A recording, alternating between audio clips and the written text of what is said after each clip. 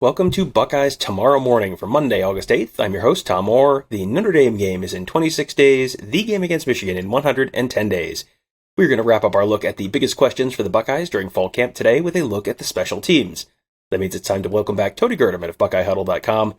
Tony, I think my big takeaway from doing 3 of these shows with you now is that there's a lot of interesting stuff happening all around the Ohio State roster and depth chart, and for a team that feels like something of a sure thing, at least a prohibitive favorite to win the Big Ten, get back to the college football playoff, there are still a bunch of really interesting questions around this team.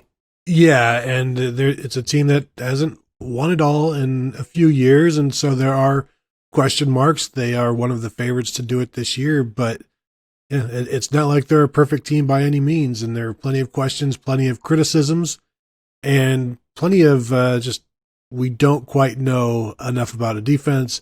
There are special teams questions, which we'll get into today, and I think that's a bit of what makes this fun. The whole college football thing is, if it was all known, that gets a little bit boring, as we've seen with Alabama and Clemson and Ohio State when it's just those same teams or whatever. But there are still questions here, and it's we're going to start figuring them out here in camp. Well, it's a special team show. We are talking about a Big Ten team, so you all know where you are contractually obligated to start. Tony, let's talk punters. Jesse Mirko, very good as a true freshman. He finished the year with 0 touchbacks, which is pretty incredible when you think about it. I think, to me, the biggest question about the punting position this year is not, can Jesse Mirko get any better? I think the real question to me is, how many games is it really going to matter in? Is Jesse Mirko going to play a significant role? How many games does he play a significant role in before, say, the college football playoff? Yeah, that's a really good question, because Ohio State has the kind of offense that's going to allow them to even take chances. Ryan Day likes to be aggressive, and so punting, as we saw last year, 31 punts on the season. The only season that I can find in Ohio State history with fewer was the 2020 season. That was 5 games shorter. They had 30 punts in 2020, 31 punts last year. 2018, they had 62 punts, twice as many punts as they did last year. And 2018 was a pretty good offense. And it's remarkable how little they punted last year and how little it came into play. Tom, here's an interesting stat for you to tell you something about the punting game. Ohio State was last in the nation in punting yards per game, 100.8 yards per game, one of the most important stats in all of college football, and I believe this is the first time I've ever looked it up. Punting yards per game, and they are dead last nationally. And I would say that I think the defense will be more important than the punting game. Tom, is that a fair statement? Is that an outrageous statement? Somewhere Jim Tressel is very angry and he doesn't know why, but yes, the punt might not in fact be the most important play in football this year for Ohio State. Punting yards per game feels like that feels like a time of possession stat where, unless you are at the very, very, very top, I'm not sure it really tells me anything.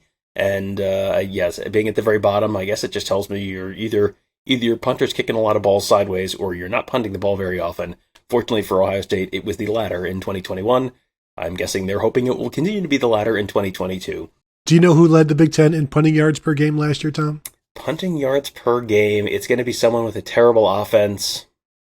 I'm going to say it is Rutgers and their incredible Australian punter. Rutgers was actually 10th in the nation, 3rd in the Big Ten, Tom. Iowa. Well, there you go. That checks out. On any number of levels, that checks out.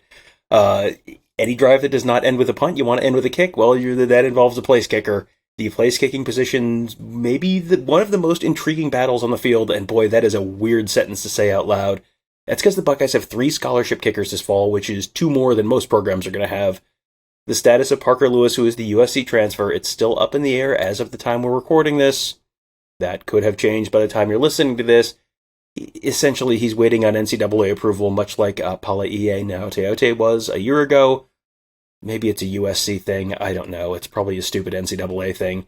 Assuming he's eligible for the Notre Dame game, let's just say he's eligible for the Notre Dame game. How do you see the kicking duties getting divided up between Parker Lewis, Noah Ruggles, and Jake Seibert? Is there a kickoff specialist and a field goal kicker, and then also a long field goal kicker? How do you see those duties getting split up between those three guys? Yeah, I think you'll obviously see Noah Ruggles as the everyday kicker, the workhorse, if you will, the bell cow of kickers, anywhere inside the, say, 45, 48-yard line like that. But I do think if Parker Lewis is good to go, he is your long-distance kicker, and that may also make him the kickoff guy as well. It's something that he excelled at USC, sending most of his kicks into the end zone for touchbacks, which seems to me like Ohio, or I can't say into the end zone for touchbacks. They are touchbacks somewhere inside the 20-yard line or whatever. Sounds like maybe that lends itself to what he does, and I think Ohio State is okay with that, because you can't, the whole trying to pin the kickoff returner back has been eliminated by the relatively new fair catch rule. So I think you will see Parker Lewis as the kickoff guy. And then Jake Seibert, I mean, for a couple of years now, it seems they've gone out of their way to find kickers because he's not ready yet. And that they've got a lot invested, 3 scholarships invested in place kickers. So you wonder what his role is. And it's hard to find roles for 3 kickers, especially when one kicker normally handles everything. I think they have a situation where 2 can handle it, but you've got to get Parker Lewis eligible, because even when he is eligible to come in, there's still like a 5-day acclimatization period that he has to go through, and before he's allowed to practice or anything like that. So there could be situations where, he may be ruled eligible the day before Notre Dame. It doesn't necessarily mean he can play, though. Yeah, lest you think these kind of things can't drag on. We spent pretty much all of last August saying, well, it should be any day now for Paula Ioane, and that just dragged on and on and on and on and on. So hopefully it is not quite as painful and long and drawn out a process for Parker Lewis this month. One thing that I noticed while going through stats from previous seasons, this is one of those things that I guess I hadn't really thought about, but as you start going through and looking at the stats, it's like Ryan Day has just more or less stopped kicking long field goals. Ohio State did not try a field goal longer than 50 yards last year. The longest attempt in 2020 was 44 yards. In 2019, he kicked a 55-yarder at Northwestern, but that was at the very end of the half. That was kind of the equivalent of a Hail Mary. It was Blake Haubeil hits a 55-yarder right at halftime. He had a 49-yarder against Wisconsin in 2019, but that was on a 4th and 15. He kicked a 46-yarder on 4th and 17 in the fourth quarter against FAU. But, essentially, unless it's 4th and a mile or it's the last play of the half, he really hasn't kicked field goals longer than 45 yards in several years. So I guess my question is, do you think that's something that holds this year, that maybe represents this is like a philosophical shift for him, where that a long field goal is kind of the equivalent of the mid-range or long 2-point shot in basketball, where it's like, well, this is a long enough shot that mathematically you're not as likely to get as many points out of it on, a rate basis? Or, does that change where if you have a Parker Lewis as a stronger leg, now maybe you trust him to kick a 50-yarder, and so you're kicking a 52-yarder on 4th and 4? What do you expect on that front? I think if you are bought into analytics, you have to stick with that, regardless of whether or not you have a better kicker this year from long. And I think it is a lot like the basketball situation, the 2-point situation, because I don't know percentages offhand, but I'm guessing you average about 2 points on field goal attempts from, say, 45 yards or further. If you make 2/3 of them, you're talking about 2 points per kick. And I'm guessing the data that they have is, if it's, say, less than 4th and 10 or whatever, and you go for it, you probably end up scoring more than 2 points on that possession. And if you decide you have to punt for it and you pin them inside the 10, your ensuing possession is probably more than 2 points. So I think it's an analytics thing, where the decision is what gets us the most points in this circumstance. And depending on 4th and whatever, it's either punt and play defense, pin them at the 10 and get our 3.5 point average, or go for it and get our 4.5 point average, both of which are better than the 2 point average from attempting a field goal. I honestly, probably a good question to ask Ryan Day on the whole analytics thing and the kicking situation, but thinking it through now, that follows to me. Does it sound logical to you? Yeah, to me, Matt, it seems like, he has been pretty good about being aggressive and going forward on 4th and 1, 4th and 2, 4th and 3 in that kind of midfield-ish range, not kicking those real long, lower percentage field goals. Those are also ones that are more likely to get blocked and run back because you're kicking on a lower trajectory. So to me, it feels like that's an analytics thing. It would be very interesting if all of a sudden they're back to kicking him. But, he trusted Blake Hallbeal to kick a 55-yard against Northwestern in 2019 and then didn't do it again outside of that. And Hallbeal was around for 2020. He missed a couple of games, but he was around for 2020, so he didn't do it then. So, yeah, that's something that I think is just one of those things to just kind of keep an eye on this year, because I think if you go through another year and they're really not doing it, and you've got a strong-legged kicker, well, that probably tells you what the genesis of that was.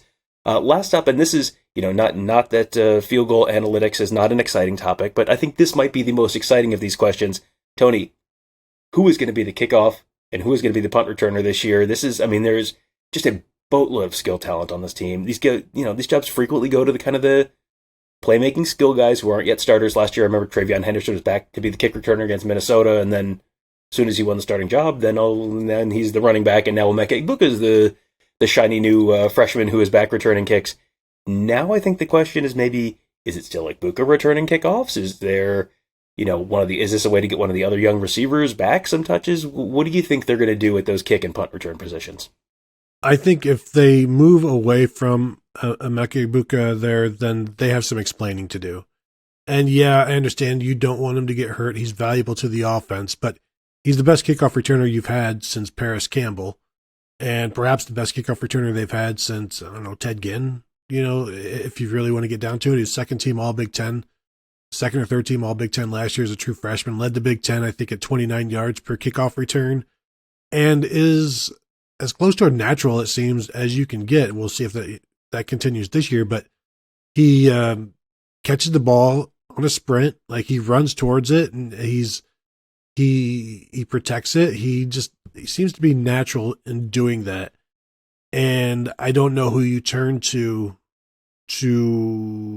get him out of that. Is it Evan Pryor? Is it, like Caleb Brown? Is it one of the freshmen like you mentioned?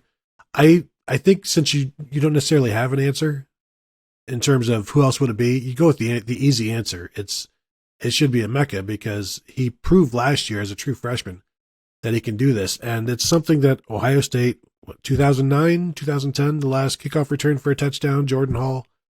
This is something that they're all aware of. They would all kind of like to get that monkey off their back, and he's the best option to do that. And he makes everybody better in that return game.